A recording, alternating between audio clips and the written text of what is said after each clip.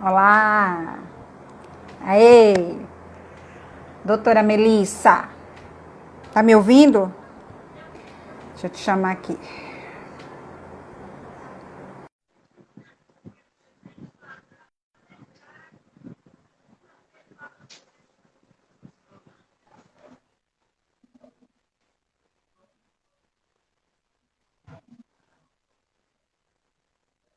Olá, doutora! Olá, tudo bem? Tudo ótimo! Agora Co- sim! Consegui aqui. é, Hoje tá diferente. Acho que é porque E pelo seu tá diferente aqui uhum, pra mim a tela hoje. é, se Uhum. ajeita linda aí, se ajeita linda que a galera tá entrando. Ai, ai. Aqui a gente tá em lockdown, tá tudo fechado. Aqui Tudo também. fechado mesmo. Só em home office mesmo e sem E previsão, aí? né? Os UTI tudo lotado, tudo muito estranho ainda aqui. Situação muito difícil, delicada, né? Tá E bem ruim, triste. viu? Acima de qualquer coisa, muito triste. E Tá como é bem que tá difícil mesmo. Benício? Tá bem, ele e a Tá que, Jaqueline estão bem. que Estão bom. tranquilos já pelo horário, já estão mais tranquilos, já estão mais. A Que- doutora também vai entrar agora, a doutora Késia? Então, tô esperando ela aparecer ali para poder chamá-la aqui. Então, quer já iniciar com o tema? Quando ela entrar, a gente chama, convida ela aqui, Pode ficar à né? vontade, doutora, pode iniciar, eu vou participando conforme a senhora for dando a palavra. Então, nosso tema de hoje, para quem está entrando, é por que as mulheres não denunciam? Engraçado que nós abordamos esse assunto na última live, não necessariamente com esse título, mas sim o fato de que as mulheres estão até buscando mais ajuda, né? Está sendo mais propagada a forma de recorrer à justiça por conta disso. Mesmo assim, ainda não está o suficiente. E a gente sabe que é porque existem questões que acabam atrapalhando muito, né? A busca pelo socorro, o grito pelo socorro, aquela questão do quebrar o silêncio, né? Nós sabemos que Exatamente. muitas coisas impactam nisso aí, e por essa questão, aí o número de mulheres que sofrem esse tipo de violência ainda é muito grande, porque a procura, a denúncia ainda está longe daquilo que precisa ser feito, né? E é por essa Exatamente. razão que a gente traz não só questões e soluções judiciais para as mulheres, apresentar soluções judiciais para as mulheres, mas sim a questão da saúde mental, a questão psicológica. Por isso que nós convidamos a Késia, né, que é psicóloga, Isso. e ela vai poder dar uma contribuiçãozinha para a gente nesse sentido. Estou esperando ela entrar para a gente poder chamar, mas pode ir abordando os seus pontos, colocando os seus pontos, o que é que você acha, Melissa? Por que que você acha que existe ainda tanta resistência de pedir socorro por parte de muitas mulheres? Você atribui isso exatamente a quê? Então, doutora, eu até abri uma postagem lá no feed do meu Instagram abordando esse assunto e pedindo para as pessoas participarem. Teve participação assim que eu nem esperava a quantidade de comentários, mas foram bastante comentários. E todos eles trouxeram realmente um aspecto que leva a mulher a não prosseguir, a não denunciar. Então, assim, recordando o que foi escrito, muita gente falou que é por falta de provas. Às vezes a mulher ela vai fazer registrar um boletim de ocorrência, e antes mesmo de chegar a registrar esse boletim de ocorrência, já sabe que ela não tem provas suficientes, ou que um eventual processo não vai prosseguir justamente porque ela não se preocupou em guardar aquelas conversas, aqueles prints, entendeu? Outras vezes por vergonha, também foi debatida essa questão também da vergonha, né? E realmente é uma situação complicada. Envergonha mesmo você abrir, você expor o que você está sofrendo dentro de um relacionamento. Oi, Raíssa, Exato. participa aí, Raíssa. Me fala a sua opinião. Por que que as mulheres não denunciam? Gente, vai mandando pra gente aí a opinião de vocês também nos comentários que a gente vai lendo aqui, conforme for passando a live. Então, são várias coisas. Outra situação também é porque a vítima, ela acredita que o agressor não oferece a ela um risco concreto. Então, ela não tem medo do agressor. Então, por falta de medo do agressor, ela também não denuncia, ela deixa pra lá. E então, por que que a gente trouxe em evidência esse tema? Por que que a mulher não denuncia? Porque a denúncia, por mais que ela não prossiga, que seja só uma medida protetiva, essa denúncia ela vai ficar registrada no sistema. E quando outras mulheres que vierem se relacionar com esse homem forem buscar os históricos dele, vai constar essa denúncia. Por mais que você tenha feito só um boletim de ocorrência, e tenha registrado apenas um pedido de medida protetiva, isso vai constar no sistema. Então, é importante essa conscientização de levar o conhecimento de um delegado, levar o conhecimento da polícia, a situação, mesmo que seja uma injúria, uma ameaça, que sejam coisas que você não considere tão grave, mas que é grave, tem gravidade sim, é importante levar o conhecimento das autoridades. É verdade, é verdade.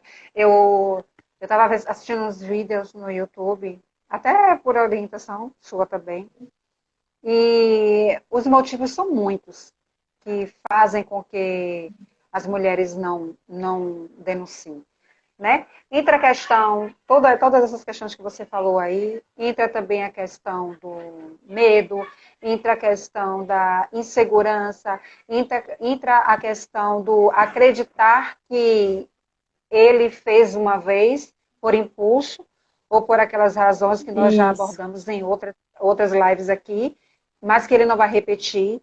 E entra a questão também de que a mulher acaba achando que vai prejudicar a vida do marido, né? Aí já se preocupa com a relação do filho. É um negócio bem complicado. É por isso que entra a questão, é muito complexo. É por isso que entra a questão da psicologia nesse sentido aí. E para ficar claro que não precisa unicamente buscar o meio judicial para poder tentar resolver essa situação de alguma forma. E sim, a questão, outras questões, outros meios de ajuda existem e as mulheres precisam ter ciência disso e buscar. E quanto a tempo, e quando está lá na frente, e quando está no início. Né? E quando está no início, quando está fora de buscar. Exatamente. Eu vejo dessa forma também, doutora. E eu acho assim, quem já teve contato, por mais que não tenha passado por uma história de violência doméstica, mas quem já teve contato sabe quão difícil você falar para aquela pessoa que está inserida em um relacionamento que ela tem que buscar a ajuda da polícia. Que a primeira ajuda, geralmente, é a polícia, né? Então é muito difícil você levar essa mulher a registrar um boletim de ocorrência. Né? Aí a Silmara, acho que é Silmara, BBRA Silma24, a gente conversa muito pelo Instagram, ela está participando aqui, ela falou que a dependência emocional do agressor é medo. Ela falou que esses dois pontos dificulta realmente que a mulher venha a denunciar, isso é verdade. O que pelos estudos que eu já fiz, eu não sou formada em psicologia ainda, mas quem sabe um dia... Gosto muito dessa área. Claro. Geralmente, a mulher, ela desenvolve a síndrome de Estocolmo. A doutora vai falar melhor sobre isso, a psicóloga. Mas o que é essa síndrome de Estocolmo? É a mesma coisa de você se apaixonar pelo sequestrador. Em outras palavras, a mulher, ela é apaixonada, ela acha que ela coloca o agressor como uma figura de coitadinho, de herói. Então, a mulher, geralmente, vítima de violência doméstica, ela acaba desenvolvendo essa síndrome de Estocolmo. E aí dificulta realmente o trabalho da polícia, né? Porque imagina, não é uma ação que o advogado possa entrar sozinho, é uma denúncia personalíssima, dependendo se for uma injúria, por exemplo. Eu não posso, como advogada, assinar o requerimento dessa injúria. A mulher mesmo tem que fazer. Agora, se for um crime que seja de interesse do Ministério Público, por exemplo, os casos do feminicídio, que independente da família da vítima, querer ou não, é uma ação incondicionada à representação, aí já não precisa da vítima, até porque também não teria como a vítima participar, mas isso aí já é o caso, já que já passou por todas as fases, né? Já passou pela fase do abuso emocional, psicológico, financeiro, patrimonial, sexual e agressão física até chegar no feminicídio.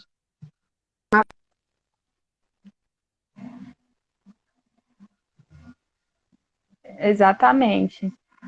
Muitas reclamam a falta de acolhimento, né, nas delegacias, quando entra para poder fazer a denúncia. Olha, a Kézia chegou aqui, eu vou chamar para poder a gente aproveitar o máximo possível nós três juntas na live, tá bom? Tá certo. Ela tá pedindo, solicitando para entrar aí? A doutora? Isso. Deixa eu chamá-la aqui. Tá ótimo. Kézia. Chamei. Deixa ela aceitar aí para a gente poder dar continuidade.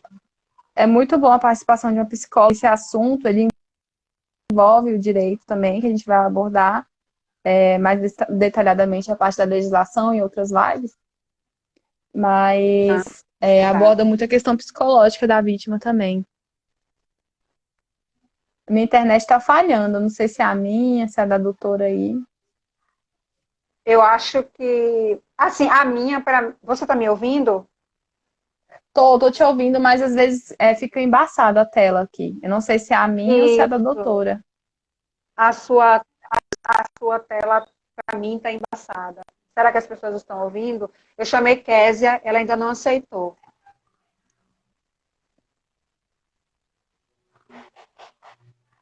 Kézia, aceita lá.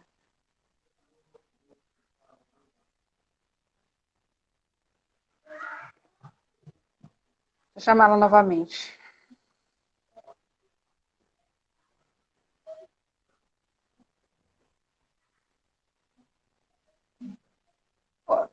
Oi, Kézia, você está me ouvindo agora? Olha onde eu estou. Olá! No carro. Mas a violência doméstica não pode esperar. Peço desculpa pelo atraso. Olá! Que nada. Aconteceu. O que acontece? Eu estou de mudança. E essa mudança seria amanhã de manhã. Porém, o caminhão contratado pediu para fazer hoje às 8 horas. É sempre assim. Eles acham que a gente tem problema. Um passo de mágica. Mas estou aqui, no carro com meu irmão. E vamos embora, vamos falar. Que maravilha. É assim, eu quero, antes de qualquer coisa, agradecer muito, muito, muito, muito a sua participação nessa live, que é de suma importância, certo?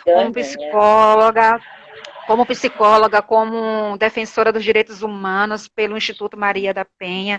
É uma satisfação, assim, inenarrável. Tanto para mim como para a doutora Melissa, ficou muito feliz também quando doutora eu falei. Prazer conhecê-la, doutora.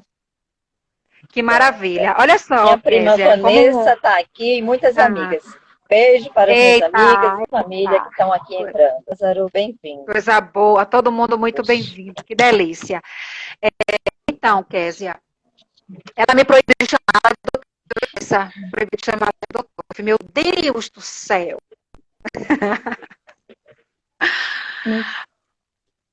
Oi, vocês me ouviram? Cortou legal agora. Cortou bastante. Tá cortou bastante, a internet está horrível. Estão me ouvindo? Sim, não estou vendo. Pronto. Então, deixa eu acelerar aqui. Olha só, Kézia, como você está ciente, a nossa live, o tema da nossa live é por que as mulheres não denunciam a violência, né?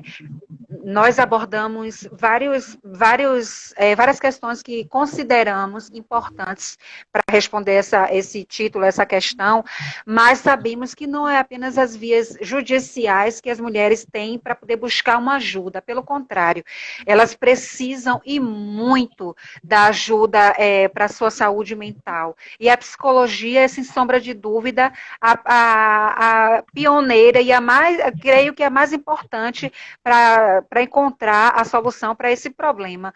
Então, você, no caso, como psicóloga e atuante nessa área de direitos, o que você acha que, de fato, por que você acha que as mulheres resistem tanto a pedir socorro, a apontar os agressores? O que é que você põe assim, como um cache, como um fato? Certo, muito bem. Bem, primeiramente, como você mesmo já falou, o motivo da mulher não denunciar não é um, são multifatores. Vários multifatores. No âmbito da psicologia, pela experiência clínica que eu venho adquirindo, um dos fatores é porque essa relação de amor e ódio é uma relação não apenas abusiva. Lembrando sempre que este homem, como eu geralmente costumo pontuar, embasada num livro que eu gostaria que vocês gravassem aí o nome do livro, Sequestradores de Almas, de uma autora psicóloga também, já ouvi falar. Exatamente, chamada Silvia Malamud. Ela chama esses homens de sequestradores de almas, vampiros energéticos. E nesse livro, ela pontua que essa relação que ela mantém com esse abusador não é de abuso 24 horas. E quem é do direito, serviço social, também compreende, né?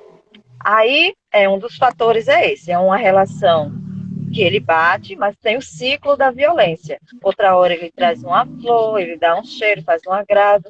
Então, a mulher vai começando a ficar confusa sobre essa realidade. É um fator.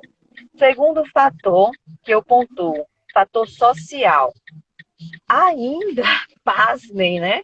Depois de 100 anos, mais de 100 anos do feminismo, tanta informação, mas pasmem, ainda escuto na clínica mulheres dizendo: se eu me divorciar, uma mulher divorciada não vale nada nesse mundo. Então tem esse fator social. E hoje, inclusive, eu sou uma mulher divorciada há 2 anos. Eu também sou muito feliz que quando eu era casada. Eu sou mais feliz, exatamente, gatas. Eu sou mais feliz do que quando eu era casada. Eu nunca fui tão feliz na minha vida. Mas esse determinante social, acreditem, muito pregado ainda pelas mães, né, as vós, senhorinhas mais velhas, que é um patriarcado que vai sendo de geração em geração incutido na mente das mulheres. Então, elas têm dificuldade de denunciar também, porque socialmente elas ainda acreditam que ficarão desprotegidas, desvalorizadas. Veja só, né? Ela dorme com o agressor, ela dorme às vezes com o marido que dorme com a faca debaixo do travesseiro, com a arma debaixo do travesseiro, e ela acredita, por conta desse determinante social, cultural, que ela vai ficar mais vulnerável se afastando desse agressor. Outro fator muito importante e triste é o fator religioso. Né? Aí entra vários versículos da Bíblia, e eu sou uma mulher cristã, tá certo? Mas independente de religião, a mulher não é sem o homem, no Senhor, nananã. O homem enfim, aquelas escrituras, a mulher sábia edifica o lar, Sante, né? Não é a família sábia que edifica o lar, é a mulher. Só ela que tem que edificar o lar. Então, e aí eu não vou discutir sobre essas questões da Bíblia, se está certo ou se está errado, mas eu acredito que foram muitos homens que escreveram e redigiram, enfim, né? E aí temos e acaba confundindo. Acaba confundindo muito, porque assim, tem que ser uma via de mão dupla, né? A mulher sábia edifica o lar, o homem sábio também tem que edificar o lar. Né? Eu acho que hoje, se ela fosse reeditada, teria assim, a família sábia edifica o lar, ou o casal sábio, mas infelizmente está escrito que é a mulher. E aí ela pensa: eu não estou sendo sábia, a culpa de toda essa desordem aqui é minha. Aí entre os líderes religiosos que contribuem, eu fiz uma live falando violência doméstica e o silêncio das religiões. Porque eles preferem que continue ali aquele casal, porque é número na igreja. Inclusive as igrejas que arrecadam dinheiro, sem querer entrar em detalhes mais íntimos desse assunto. mas vocês sabem que isso é verdade. Então, eu já apontei que é uma relação de amor e ódio, e confunde a cabeça da mulher, que tem um ciclo, nem sempre é só bater. Às vezes também eu pergunto para algumas clientes, o que é que tem de mais assim, interessante no seu casamento? Às vezes é o sexo, por exemplo. Tem mulher que mantém homem, né, maridos, que mantém. E inclusive a mulher acredita que não vai existir um parceiro sexual melhor do que aquele. Eu digo, querida, alô, para bebê, não é que existe muito. Existem várias pessoas com quem a gente pode experienciar o amor. Claro, É um fator. Enfim, múltiplos fatores. E aí elas permanecem na trama. E aí também tem medo. Infelizmente, a Lei Maria da Penha é uma lei que precisa, quem sou eu para criticar, né? Mas falando em instâncias, ela precisa ser, porque tem umas brechinhas ali, né? Por exemplo, o agressor precisa assinar a medida protetiva. Quantas mulheres morrem enquanto esse homem fica correndo e não assina a medida protetiva? E sem medida protetiva, não vai ter validade, né? Muitas mulheres morrem. Isso daí precisava ser revisto e outras coisas, e aí vocês que são do direito entendem melhor do que eu. Enfim, múltiplos fatores. Espero que eu tenha esclarecido algumas coisas, mas eu também quero ouvir vocês. Sim, doutora. Olha, inclusive eu vou sair do carro, vou estar me movimentando, mas estou aqui. Vamos falando aí. Então, assim, a participação da senhora é excelente. Realmente todos esses pontos levantados pela doutora aí, pela doutora Késia, eu vejo da mesma forma. Vejo ainda a questão também dessa parte do direito, né? Que muitas vítimas elas são conscientes de que, às vezes, por falta de provas, ela pode até registrar um boletim de ocorrência, mas um eventual processo, o agressor não seria condenado. E isso, a falta de provas, na opinião da vítima, já frustra ela de registrar um boletim de ocorrência. Mas eu volto a afirmar que quando a vítima, mesmo que seja só um boletim de ocorrência, uma medida protetiva, ela registra aquilo, por mais que ela não vai prosseguir com outros processos, que seja de agressão física, ou de injúria, ou de ameaça, mas aqueles processos, eles ficam registrados no sistema da Polícia Civil e, eventualmente, após o término do relacionamento, caso outra mulher for consultar o CNPJ desse agressor, vai constar essas denúncias e a medida protetiva que já existiu em nome do agressor.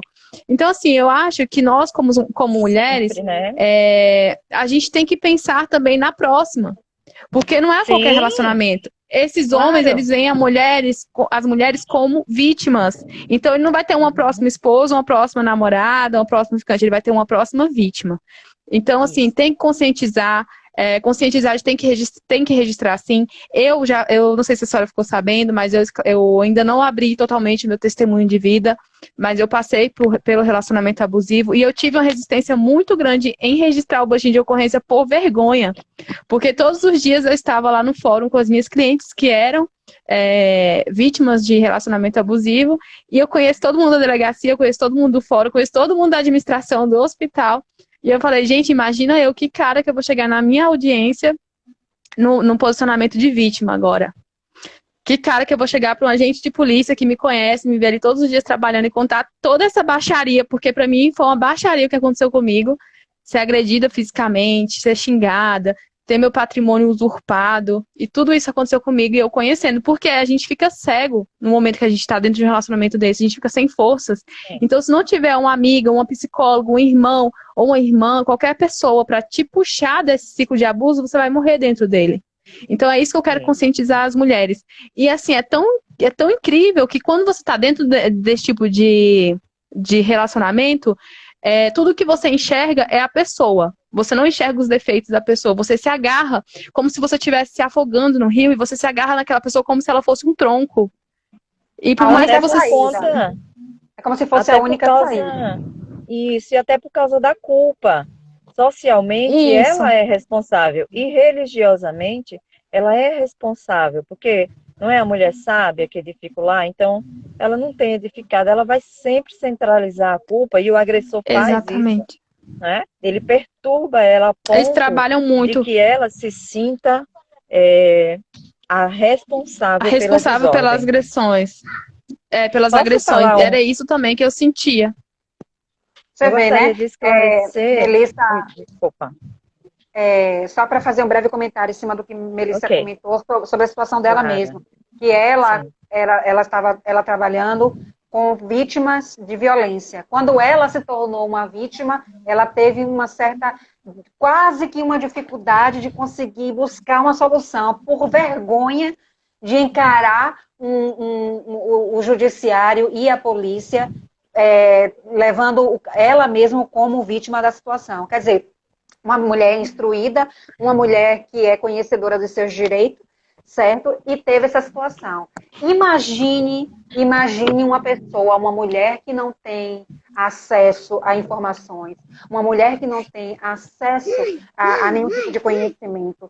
Imagine, a gente comenta, a gente Tá na fala, a live, gente sim. aborda, mas Aqui, a ó. gente não tem, eu acho que a gente não tem ideia do número de mulheres que tem essa dificuldade e que é por isso que chega ao feminicídio, que elas não sabem como Exatamente. chegar a Tô essa na live, situação. filha. É muito complicado, é Exatamente. muito complicado. Então, assim, aí o que acontece? Para essas mulheres que têm muita vergonha de ter essa exposição na delegacia, a mulher ela tem direito de ser atendida por uma policial feminina, né? Por uma mulher, por outra mulher. E a mulher também tem direito a ser atendida em um local reservado na delegacia. Ela pode ir para uma sala, no local reservado, e ser atendida nessa sala. Ela não precisa contar lá na linha de frente para todo mundo ouvir. Foi como eu já tinha conhecimento dessa parte, foi o que eu solicitei. Eu falei, eu quero ser atendida por outra mulher e eu quero estar no lugar reservado. E toda mulher tem direito a isso. Não precisa contar ali toda a baixaria, né, que você infelizmente Exatamente. foi vítima na frente de todo mundo, tá? Então, É. assim, é um processo sigiloso também, nem todo mundo vai ter acesso, só as partes. Só se você quiser expor mesmo. Então, assim, eu vim expor toda a minha história, ainda não expus totalmente, não parei para publicar toda a história, estou contando em Pede para pedacinhos, botar mas Romeu, de Carlos. De Carlos. De Carlos. Pede E para botar Romeu num quarto, fechar a porta. a sua história, Melissa, é uma história, você já me contou uma boa parte dela, e assim, como eu já falei em outras lives, você é um exemplo, entendeu? Você é um exemplo. Acredito que Késia não tenha talvez ainda conhecido a sua história, mas ela vai acessar com Depois a certeza o seu gente vai perfil. trocar figurinhas. Você precisa ter a ideia, a história de Melissa, ela é muito guerreira, ela se tornou esse mulherão todo aí por garra, muita garra e dedicação mesmo. E foco, Sim. sabe? obrigada. Amor próprio acima de qualquer coisa. Porque se nós não tivermos amor próprio, a gente não consegue fazer nada. Késia, fala o que você ia falando e eu acabei te interrompendo. Não, você complementou aí muito bem.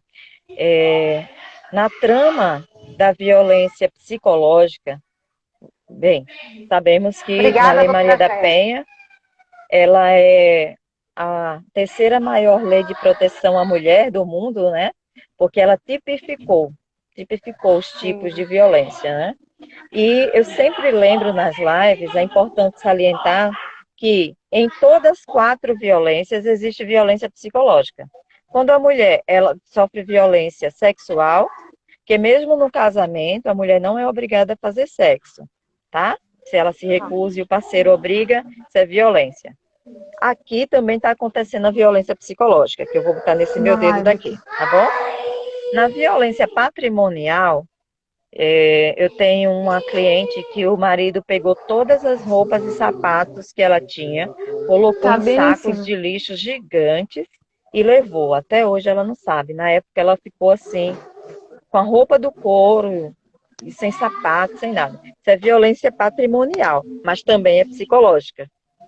Temos a violência moral, os xingamentos, depreciações, né? Às vezes expor o que faz com a mulher na cama, expor coisas íntimas dessa mulher é violência moral e também é violência psicológica.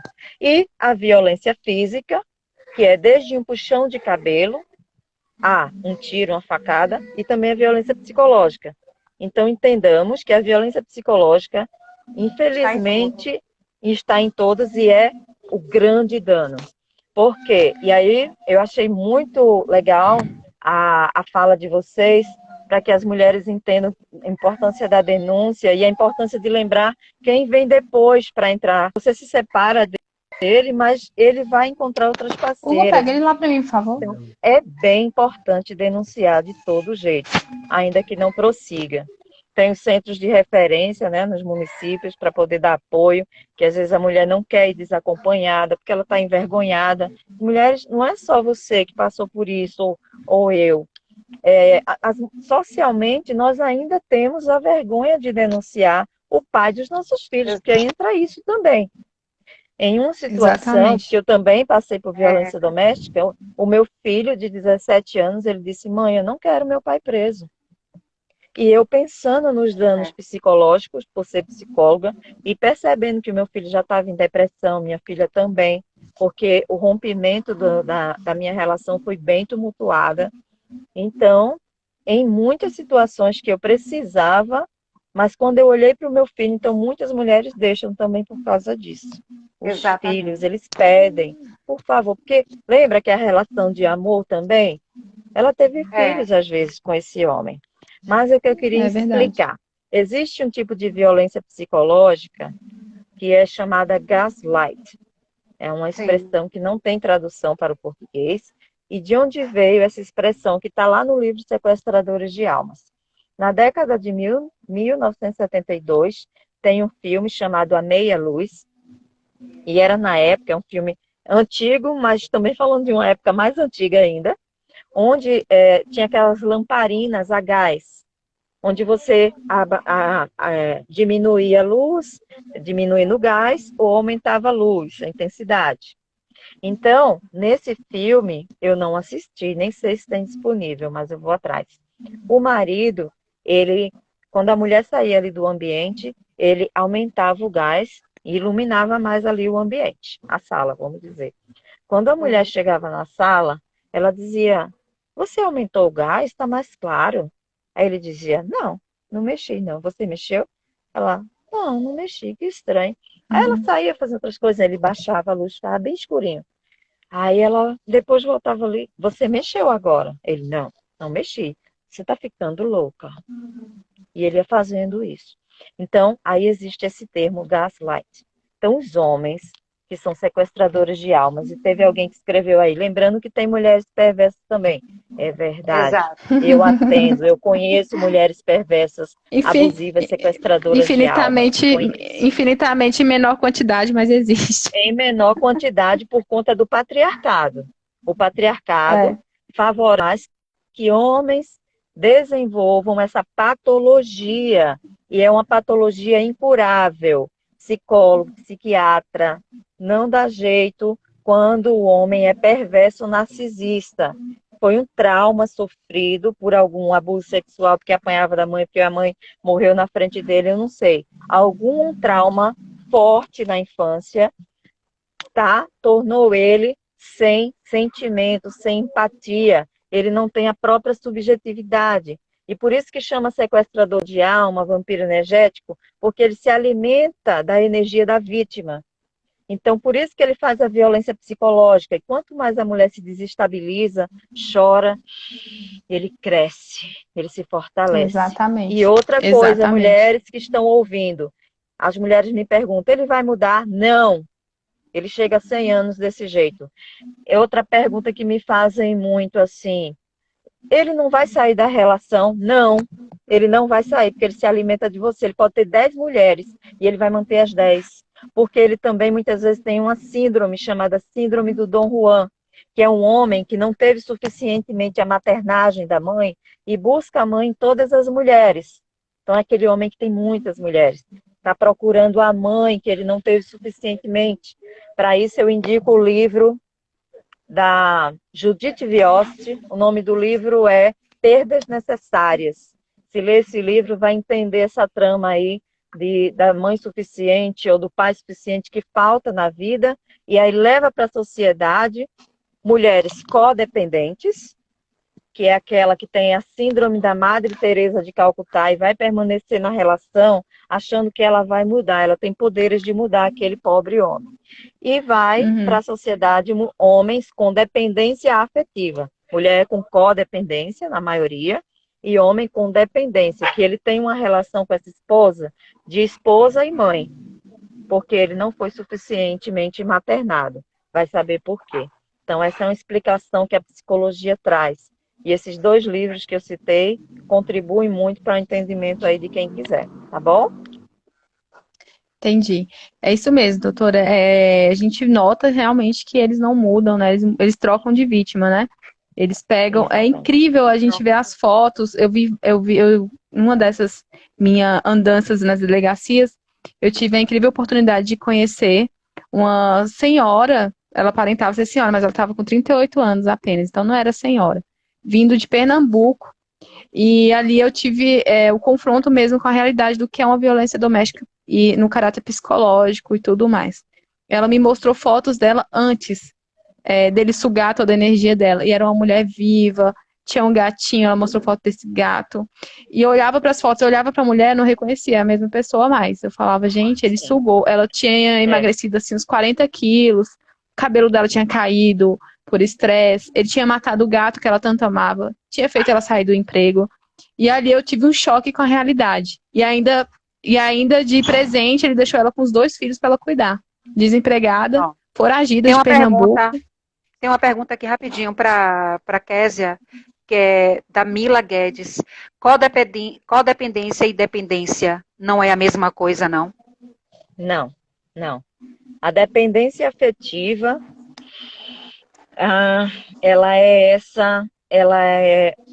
na maioria quem tem são homens, tá certo? Na maioria.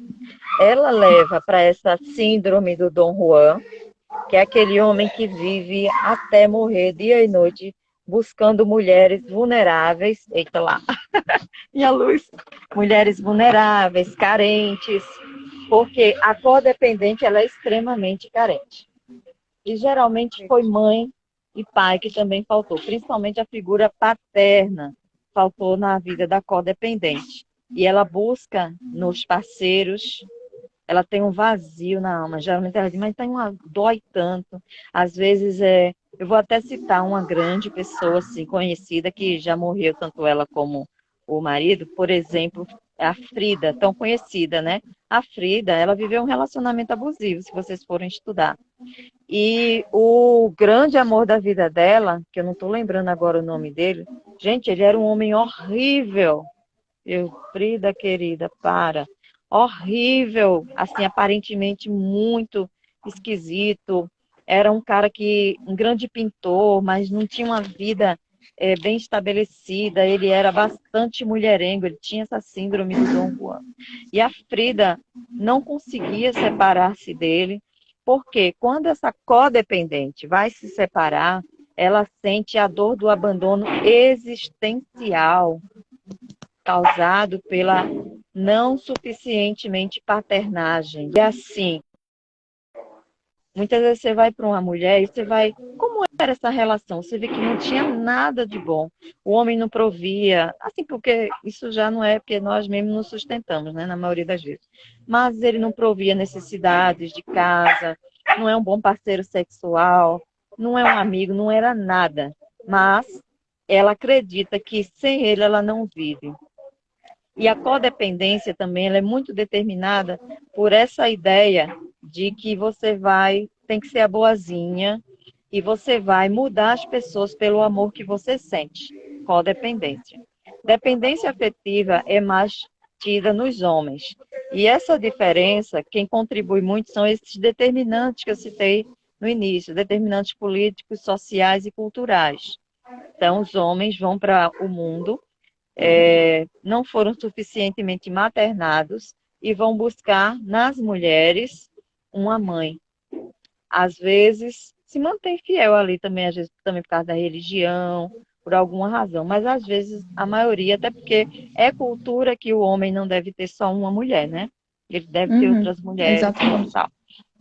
Então, a dependência afetiva ela é mais assim, mas não tem esse viés de eu vou salvar o outro, eu vou salvar a humanidade, que é a síndrome da Madre Teresa. Já na codependência, tem essa coisa de... São mulheres que geralmente resgatam animais de rua, são psicólogas, são advogadas, são gente que gosta de cuidar. Eu sou codependente, só que eu me trato.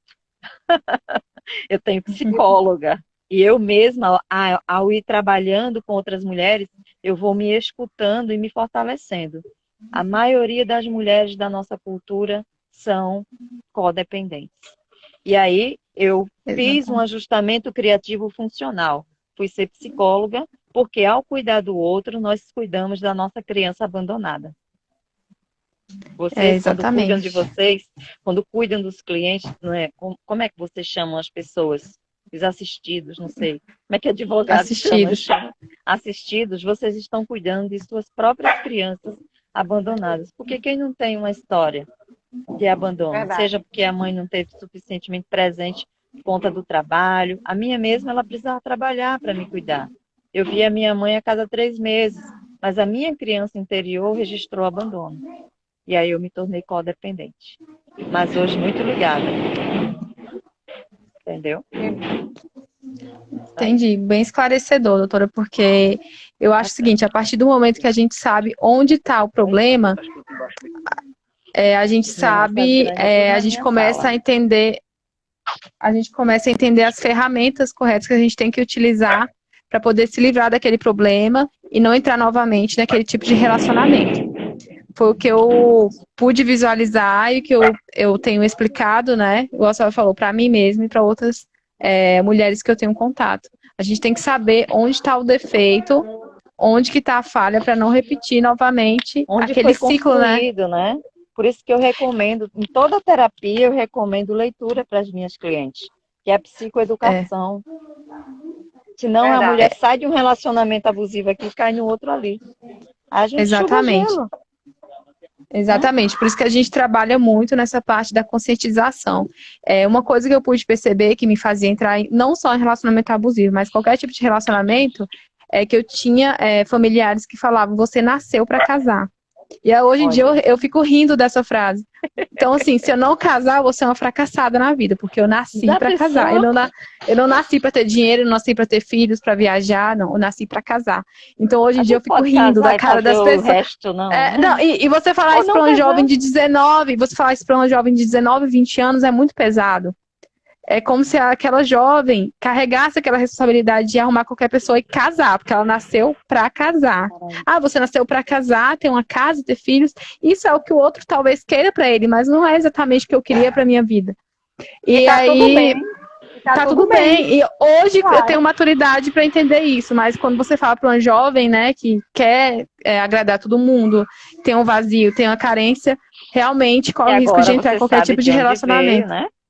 Agora vocês sabem exatamente. de onde vem. Dos conselhos, das opiniões alheias. A gente tem que ter muito cuidado para quem a gente dá ouvido. Para qual conselho a gente está dando ouvido, para que tipo de vida a gente está trazendo.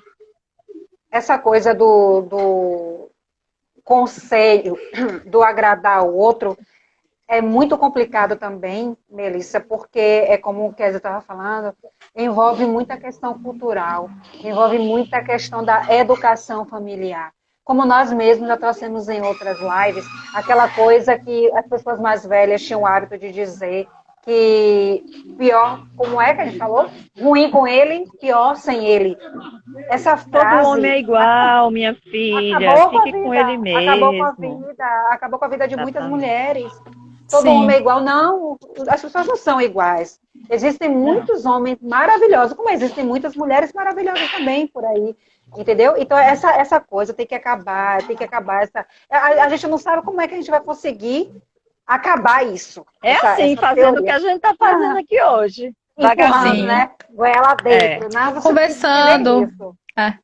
Conversando com as amigas, sendo apoio para as outras mulheres, abrindo os olhos, falando, olha, eu errei aqui, não erre como eu errei. É dessa forma que funciona. Hoje, se eu pudesse voltar no tempo, pegar aquela Melissa lá e falar tudo que eu sei hoje, com certeza seria bem diferente. Eu gostaria de pedir para todo mundo, tem clientes, amigos meus e de vocês, convido o povo aí para entrar aqui na live. A Silvia Malamude, ela diz o seguinte: uma mentira repetida várias vezes torna-se uma Torna-se verdade no verdade. sistema nervoso central.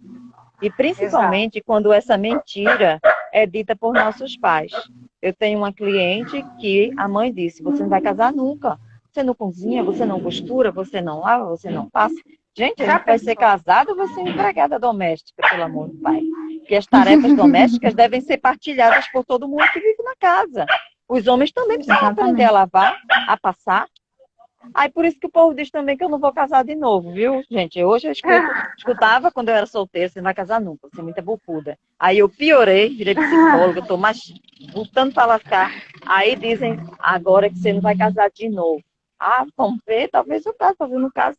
Mas eu não sei, gente, eu só sei que eu não vou tolerar violência.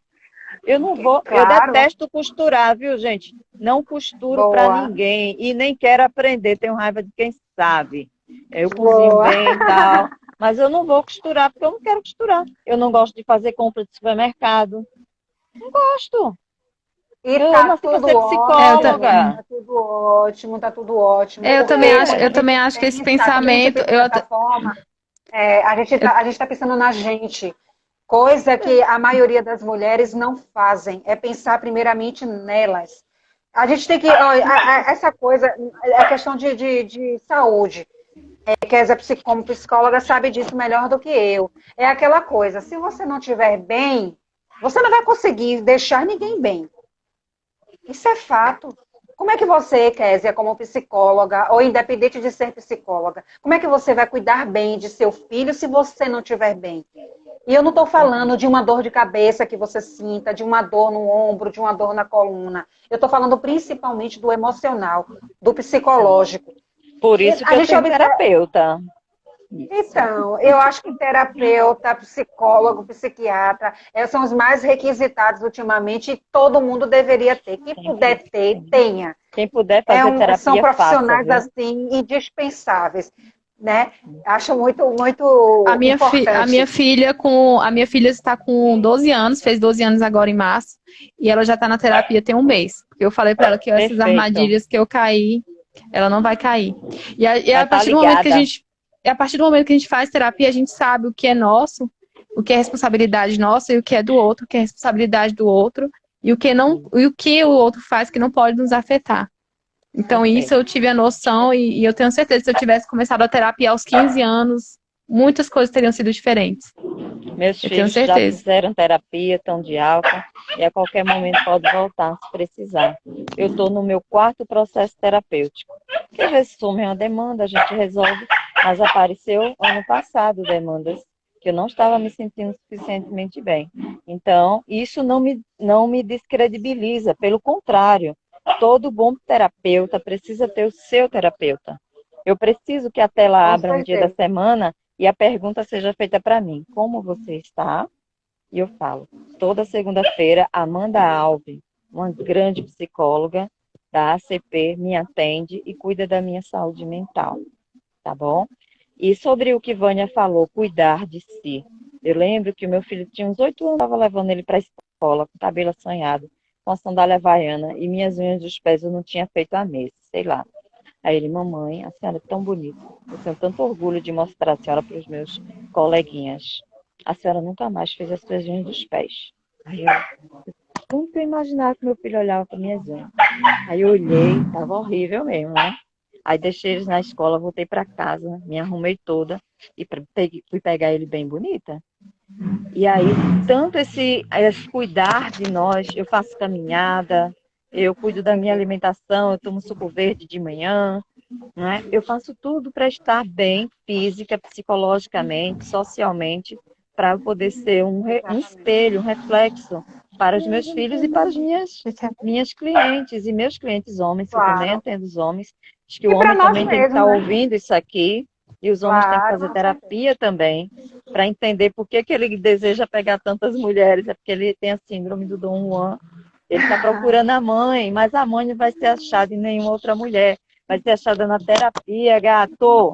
A terapia bebê, que você acha. Bebê, pare, desista, que você não vai encontrar, não. A tendência é você encontrar cada vez melhor que a outra. E fica machucando o sentimento das mulheres, né? É uma apaixonada aqui, complicado. outra ali. Eu tenho tanta verdade. cliente que eu atendo simplesmente por sofrimento Cuidado com a psicológico de escada. estar com um cara que tem várias mulheres. Eu digo, gata, então bora lá, vamos embora. Vamos girar a catraca? Também. Vamos girar essa Minha amiga chavinha aí, Tatiana. melhorar essa situação. Beijo. Essa questão também de o homem ter várias mulheres também é uma espécie de violência psicológica. Sim. Porque Então é tem que ficar psicológica observar. e moral. Porque a mulher vai logo pensar, sou eu que tô gorda, sou eu que sou feia, eu que não faço sexo direito.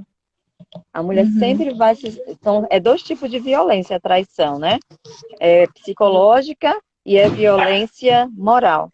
Porque a gente Com se certeza. sente o cocô do cavalo do bandido. A gente se acha verdade. responsável. Mas sempre acha que a culpa é nossa, né? É E verdade. as amigas sempre chegam para dizer, é porque você não se cuidava bem, o seu marido chegava, você não estava Já cheirosa. tem mulher que fala isso, viu? Ainda tem mulher Tem, que fala isso. coleguinha. Aí a gente, coleguinha, vai pra terapia, se organizar, porque não foi responsabilidade minha traição, não. Tá bom? Exatamente. A gente tem que ser responsável pelas nossas opções, pelas nossas escolhas, né? A escolha do outro diz sobre ele e não sobre a gente. Isso eu aprendi também. Então, assim, doutora, então fica. Não sei se a senhora já tem mais alguma coisa para passar. Não, gata. Você, né, doutora? Não, é só por questão de educação, porque na nossa área é muita formalidade.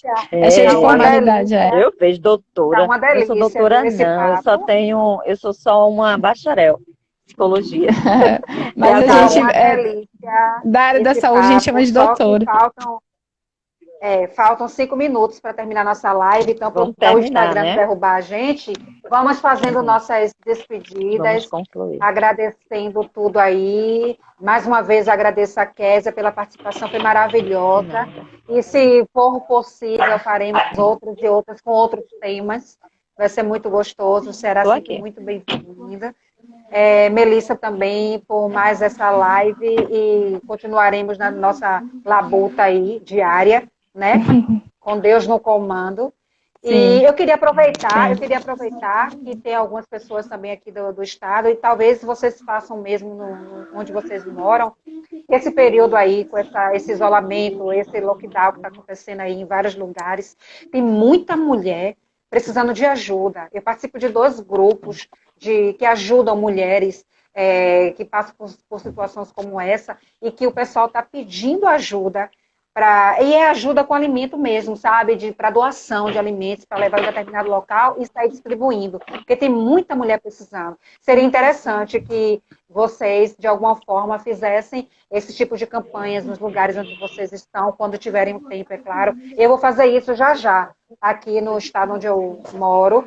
E vou tentar ajudar o máximo que eu puder, porque tem muita gente passando por necessidade, e mulher, principalmente, por conta dessa situação aí. Marido que abandonou porque ficou desempregado, casamento acabou, não teve condições de se manter, de sustentar, enfim, um monte de justificativas. Mulheres e crianças, né, passando fome. Muitas mulheres precisando do nosso apoio, e como a gente tem essa disponibilidade de estar falando em redes sociais, é bom pedirmos essa ajuda através dessa rede, usar para isso também. É muito importante, viu? Sim. Então, podem dar as considerações finais de vocês. Melissa, faça aquela print linda que você sabe fazer para poder postar para a gente.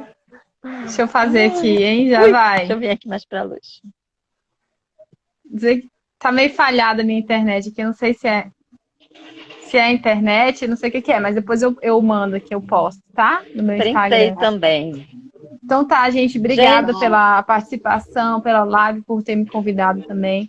E fica aí o nosso relato, o nosso chamado. Se você quiser ir na delegacia registrar apenas o boletim de ocorrência para registrar aquele fato, às vezes o fato pode piorar depois, é melhor registrar por via das dúvidas.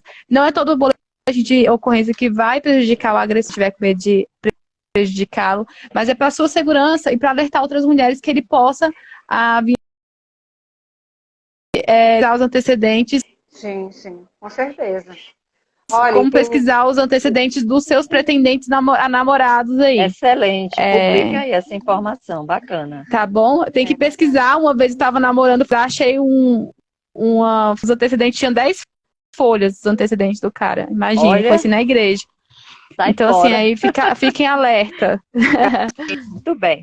Como Só tá considerações aparecendo finais, aqui eu que agradeço estamos o dando uma convite aula de de vocês, o autoestima. respeito, o amor Isso é ótimo. e dizer novamente o nome dos livros que eu citei: Silvia Malamude, Sequestradores de Almas, e Judith Viosti, Perdas Necessárias. Aproveito para também falar do livro do Padre Fábio de Mello, Quem Me Roubou de Mim. São excelentes livros para compreender essa trama maquiavélica das relações abusivas, e são abusos intrafamiliar. A gente abordou aqui a mulher com violência intrafamiliar, onde os animais sofrem, os idosos, porque essa violência não atinge só a mulher, ela é a principal vítima, o alvo, mas é tipo uma granada que explode.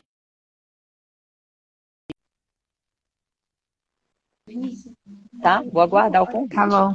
Obrigada, doutora. Travou aqui a live aqui, mas acho que a doutora Vânia vai salvar. Gente, acabou, Salva tá aí, cortando Vânia. bastante, tá bastante. Vou salvar aqui. Agora, vocês ainda estão me ouvindo? Porque eu tô vendo vocês ainda. Sim, estou ouvindo. Pode salvar, doutora. Já Tá encerramos cortando aqui a muito fala. aqui o final da Gente, live, abraço a todos. mas ficou muito interessante. Tchau. Tchauzinho. Beijos, viu? Aí. Beijos, beijos, beijos. Muito obrigada.